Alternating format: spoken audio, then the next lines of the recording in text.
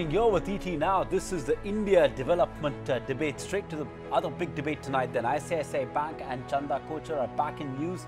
Today morning, ET now exclusively reported how India's largest private lender by assets is looking to end the adjudication proceedings against the bank and its MD and CEO over the alleged failure to meet the listing agreement. The case in question is the whistleblower allegations of a quid pro quo involving Chanda Kochhar's husband Deepak and ICICI Bank's 3,000 crore rupee loan to the bankrupt Videocon group. Just to remind you, the CBI and the Enforcement Directorate have already launched investigations into the charges levelled by the whistleblower Arvind Gupta. The bank's board, which had earlier rejected the charges against Chanda Kochhar, now says it will hold an independent inquiry into the allegations against her. Indeed. For the record's sake, Kochhar is on annual vacation and the bank continues to deny reports that she has been asked to go on a long leave pending investigations. Let us remind our viewers that a consent plea is itself no admission of guilt. Also, the rules are tough as the process involves a three-layer check involving three different SEBI panels. But the move by ICICI Bank does raise some very crucial questions. For one, shall SEBI entertain the consent plea given the import of the charges against Chanda Kochhar? Why is the bank's management scrambling to bail out Chanda when investigative agencies like CBI and ED are already probing the case? And more importantly, how independent will be the independent inquiry as long as Chanda is at the helm of affairs at ICICI Bank? These are some of the big questions and issues that we are raising right here on the India development debate tonight. I've got a good panel here with me to discuss all of that. J.N. Gupta, founder and MD of SES and former executive director at SEBI. Sandeep, founder of FinSec Law Advisors, and our consulting editor, Maithili Pusnuwat. Thanks each one of you for joining us. And Sandeep, if I may start asking you the obvious first question, invoking of consent plea by ICICI Bank. Is it in some sense an admission of guilt? See, consent applications are of several types. So, I am assuming that they have already filed the consent application. So, you can have a consent application where you admit the guilt, which is highly unlikely. Most cases are not like that. Most cases are without admitting or denying guilt. So, it's not a denial, but it's not an admission either. And typically they offer an amount, and there's a formula as well if it's a pure disclosure violation. But I think the facts of this case are more complex, so it'll depend on what the show cause notice alleges, because we've only seen the one-page press release of the company. We don't know the specific details of what the full set of allegations are. But yes, I mean there's a basic kind of broad rate card, so to speak, for various violations, and then there are kind of adjustments to it, whether it's sent before whether it's consented before show cause or after, and various other parameters are used to calculate. Mr. Gupta, comment on that. How are you likely to see the market regulator respond to this plea from the ICICI Bank for a consent settlement in this particular case? First of all, we are debating, we are not sure whether there is a consent application or not, but assuming that there is a consent application. Now, let us see what is the present state.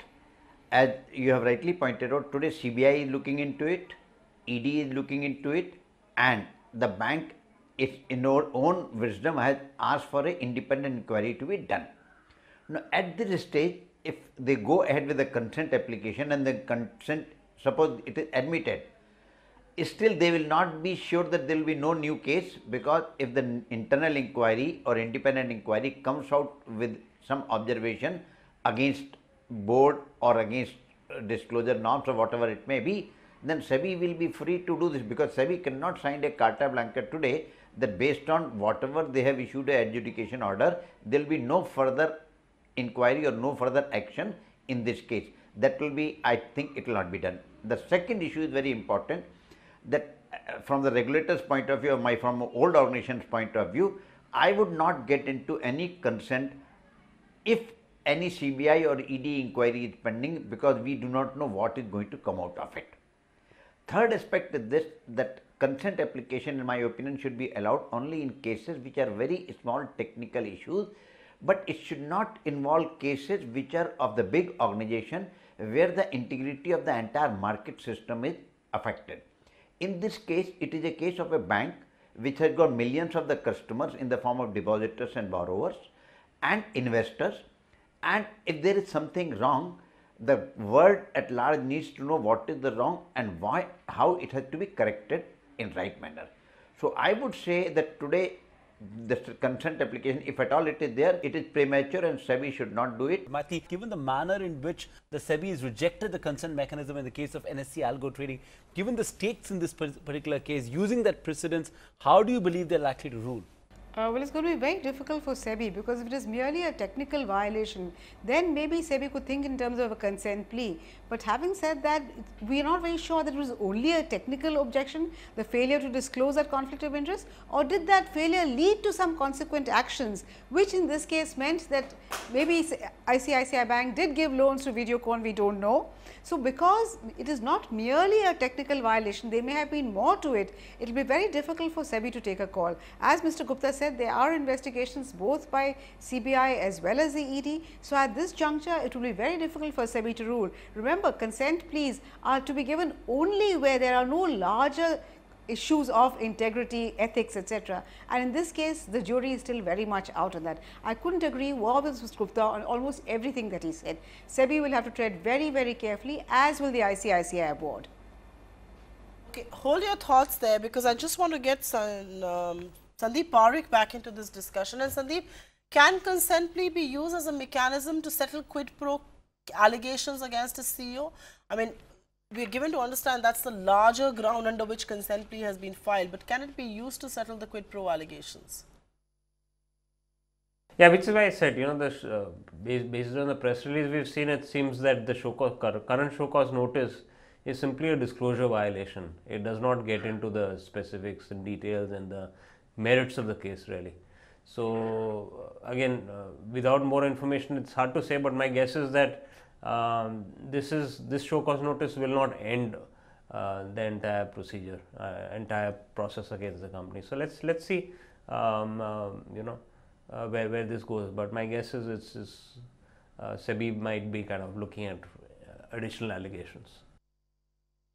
Mr. Gupta, you know, at the heart of this whole issue is the notice that has been sent. The market regulators raised a red flag when it comes to adequate disclosure made by Chanda Kochhar and by the company. Now, we don't have details of the notice. It's only part of it. You know, it was only the bank that notified and obviously didn't share the entire notice with us, right? So, but what could be SEBI's next course of action? I mean, what could be the scope of inquiry for what is, as of now, like Maithili pointed out, simply a disclosure violation? So, you know, if it's only a disclosure violation, then there's only so much that the market regulator can do. So, what could be the potential scope of SEBI's inquiry in this particular case? See, again, I would say that you have to look into the timeline.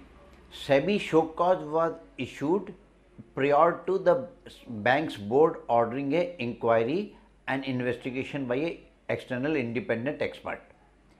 Now, today SEBI has issued show cause based on whatever was in their knowledge or whatever was in the public domain or what they could have taken from the correspondence with bank. Now, even when SEBI is looking into it, they would certainly be entitled to initiate any further case based on findings of any inquiry. Now, an important point is to be made here that somebody was talking about the quid pro quo on the Videocon case or any other loan case. As far as SEBI is concerned, SEBI is not going to act on quid pro quo basis because it is not in the domain of SEBI. It will be looked into by the board of ICICI and any investigative agency. SEBI will only look into what is the violation of ICDR, LODR and any other thing.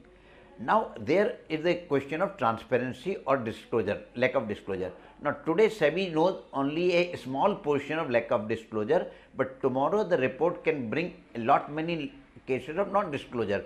So, SEBI will not be hindered by this, that they have already entered into a consent application for this.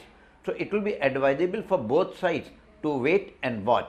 As far as this inquiry is concerned, SEBI would certainly given a show cause notice to Madam Kochhar or to ICICI Bank, and they will respond along with the document and they will be afforded personal hearing. Based on that, SEBI can take its own time and the adjudication officer can record in writing that we shall wait and watch for the inquiry committee report and take further action, because it should not be the case that SEBI takes one action today and 2 months later another action on the similar case. So, it will be prudent for either side. All right. Let me take this across to Maithili. And Maithili, the manner in which the entire episode has been handled by the board, does it raise more questions than answers? Look at how things happened. The chairman gave a clean chit after the first whistleblower complaint within 48 hours, has now constituted an inquiry panel post the second complaint. I mean, is this how the board should handle issues as sensitive as this? And does that raise many questions? Does that leave a lot of elbow room for speculation, for perhaps rumor mongering? And should the board have come more clean with this, a more thorough probe to start with? Oh, absolutely. I think the board, SEBI, the ICICI board has been found wanting on many counts. They certainly don't come out of it smelling of roses, nor for that matter does Chanda Kochhar herself.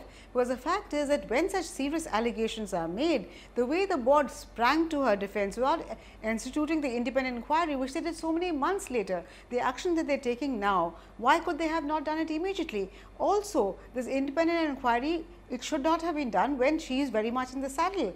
Even if she is on leave, there is always a question. As I said, in the case of any such allegation, it is like Caesar's wife. Not only must you be above board, but you must be seen to be above board. That is completely missing in the case of the ICICI Bank board as well as that of the chairperson.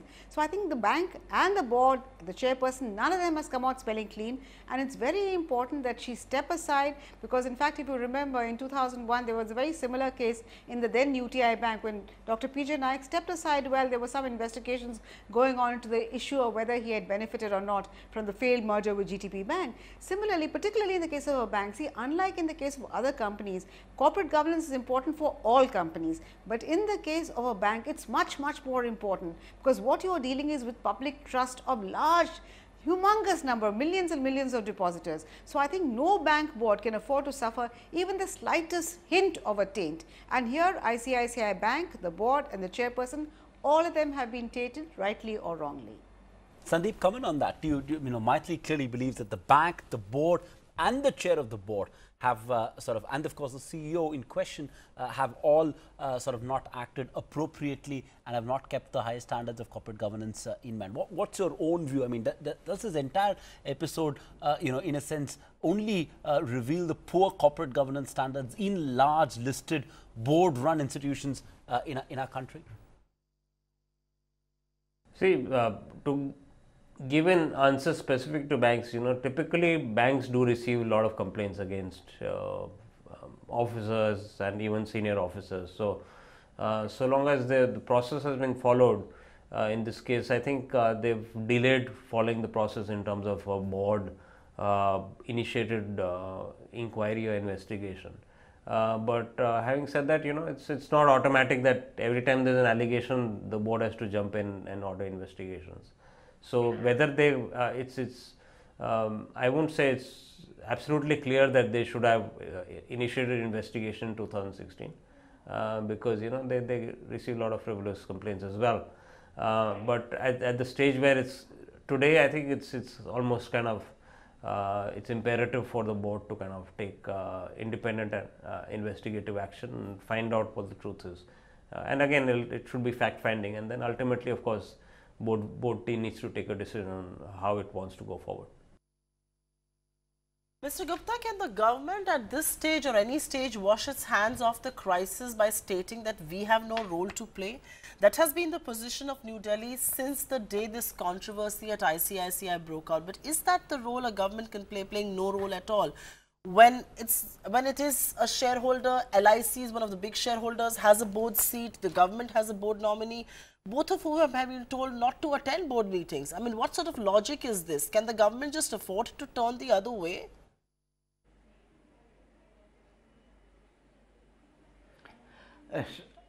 I will go one by one on various issues. The first of all, I will go back to the previous point where it was talked about the governance at the bank. Now, I would say the governance at bank is very important, because if governance at the bank itself is poor, then the bank would not be bothered about the governance at the companies which it has financed, and which is a very dangerous thing, because if you are lending out money to poorly governed company, your risk increases. That is one part. The second part, you should understand that ICICI board did not have a hard change. It was forced on them, because earlier they had given a clean chit to themselves and to Chanda Kochhar on the basis of a simple letter or inquiry from the SEBI. But when an adjudication inquiry is started, ICICI board is duty bound to give a response which is going to be a proper response. Now, they cannot give the same response which you gave them earlier, that the board has examined and found nothing wrong. So, the inquiry was instituted based on pressure. Now, coming to the role of government and others, now the issue is government is in a catch-22 position, because if government acts, then we say it is interference, and if the government doesn't act, we say the government is not bothered. So, I would say the government will always have to tread a very cautious path. Now, about the government nominee, less said is the better, because if you see the record, most of the companies where NPA are there, they were either the bank nominee or government nominee or LIC nominee or whatever institution nominee. What they were doing in those places, the question has to be asked to each one of them.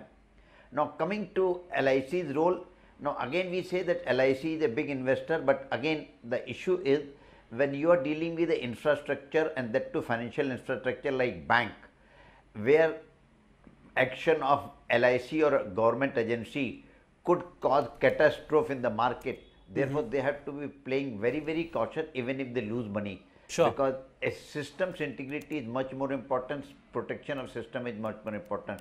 Say for example, today you find LIC has voted against some bank, or say for example in ICICI Bank. Right. This message will create a massive negative impact on the ICICI Bank, its customer. Sure. Therefore, LIC maybe at times will have to forego its losses or cut its losses in order to save the infrastructure. Okay, I take that point, Very sensitive point. I take that point, Mr. Gupta. Allow me to interrupt you. Allow me to interrupt you there, Mr. Gupta. Mathi, comment on that. Do you agree with Mr. Gupta there on the role of LIC, or do you believe that, you know, the fact that at the end of the day, if you have a seat on the board, you're accountable to no one but the minority shareholders of the company? It's not who's nominated you on the board. You know, an individual may be a government nominee on the board, but at the end of the day, the accountability is to the company and to the shareholders of the company.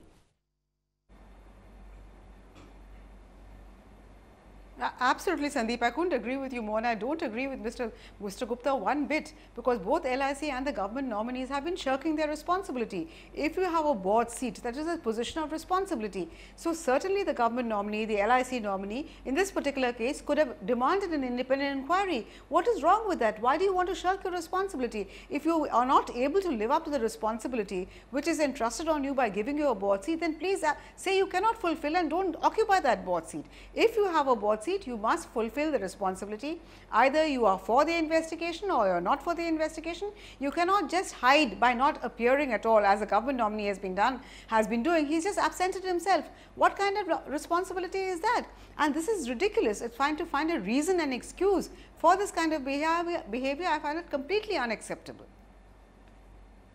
Okay, hold your thoughts there, and Maitri obviously feels as strongly about it as some of us do. I mean, why have a board seat? Why have your nominee when you're going to turn the other way when a crisis brews at the bank? But Mr. Gupta, you know, you make this point that government and LIC, what do you expect from them? What about the banking regulator? What sort of a role should RBI play in this? Has RBI been proactive at all in this case? What has RBI done to mitigate the crisis? I mean, truth be told, the RBI governor and his team did not even take a question on ICICI Bank when the crisis was heightening in the last policy. I mean, they did not even have a deputy governor for commercial bank till 3 days back. That's the reality of banking regulation in this country. I will have to clarify. I never said that the board members are not accountable. I myself said that the questions have to be asked. But I am saying, when you are a shareholder, and that to a shareholder like LIC, your approach has to be very cautious. You are accountable, you are duty bound to ask. Now, coming to RBI, I would say the least said is better, because till now RBI has not come out what was wrong and how things went wrong with PNB LOUs, because RBI's own house is not in order. Similarly, in ICICI Bank case, I will tell you, and I am writing a report, Today you have NPAs and lot many NPAs are there, but nobody has bothered about contingent liabilities of those accounts which are NPA. Because tomorrow you could be sitting on a potential time bond in terms of the contingent liabilities which are associated with NPA accounts. Because today you do not have those liabilities crystallized, but 2 years down line, 3 years down the line, RBI has no disclosure system for that.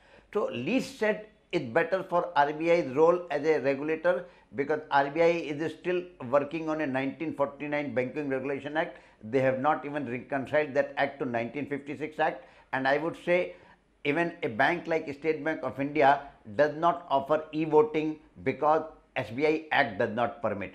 So what is RBI doing? RBI is still sitting managing banks with 5 or 6 different regulations, some regulation for public sector bank, another regulation for IDBI bank, some regulation for state bank, some regulation for private sector bank, and even in private sector bank they have got 4 different ownership norms depending upon when you started. So what is nonsense? Why can't you have a one holistic regulatory system? And I will again tell you, we have been writing, RBI does not permit commission to be paid to independent director, company that does not permit fixed money to be given to independent director. Right. What is this nonsense? Fair Where enough. you get people of I take that point. banks. Oh, I take that point, Mr. Gupta. Running out of time, one quick question to Sandeep Parekh. Sandeep, let's not beat around the bush.